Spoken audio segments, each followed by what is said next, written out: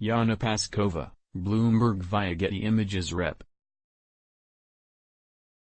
Alexandria Ocasio-Cortez, D-N.Y, has already taken a heap of criticism for, as Republican strategist Arthur Schwartz put it, using Jewish blood to push for a vote in the Senate in her politicized response to Saturday's synagogue shooting near San Diego, but the factually challenged substance of her demand was almost as bad as her ghoulish timing.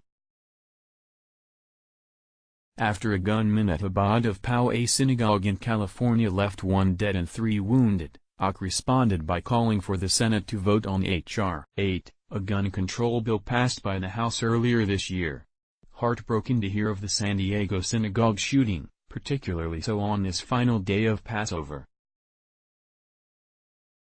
We have a responsibility to love plus protect our neighbors. The longer the Senate delays holding a vote on #H.R. 8, the more we put Americans at risk. https://t.co/f9firmc5, Alexandria Ocasio-Cortez, @OC, April 27, 2019. She probably should have waited to get the facts of the shooting, because they show that H.R.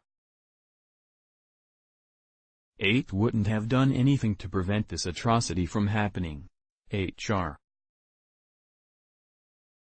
8 is a universal background check bill that merely extends federal background check requirements to private firearms transactions that do not extend across state lines. While there are still questions about whether or not the features of the modern sporting rifle allegedly used in the shooting were compliant with California regulations, the gun appears to be perfectly legal under federal law.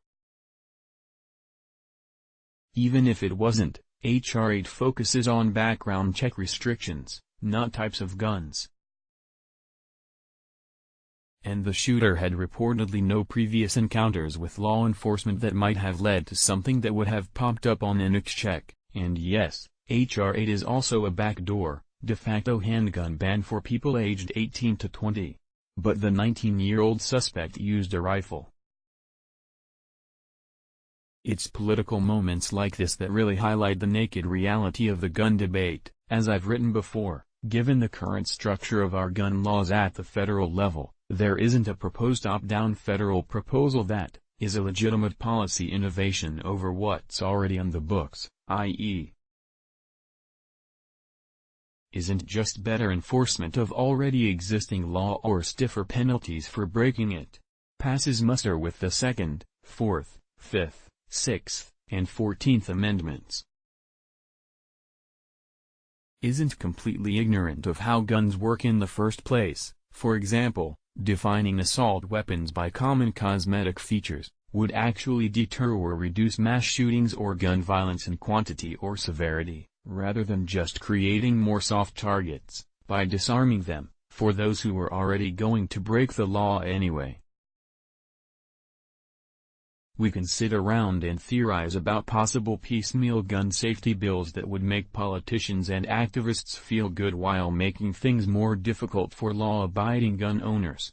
But when things get real, that's all those piecemeal measures are likely to do.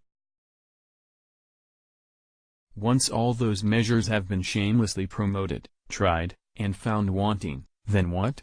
At that point, the real choices remaining are to realize that real gun safety involves trained and responsible self-defense, or to try to take law-abiding Americans' guns away in a country that owns 40% of the world's firearms and where a repeal of the Second Amendment is little more than an anti-gun politician's fever dream.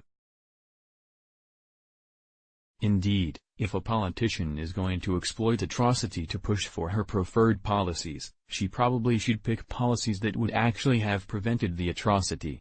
But the difficulty of that, when it comes to gun control, is finding policies that work to begin with. Let's block ads. Why?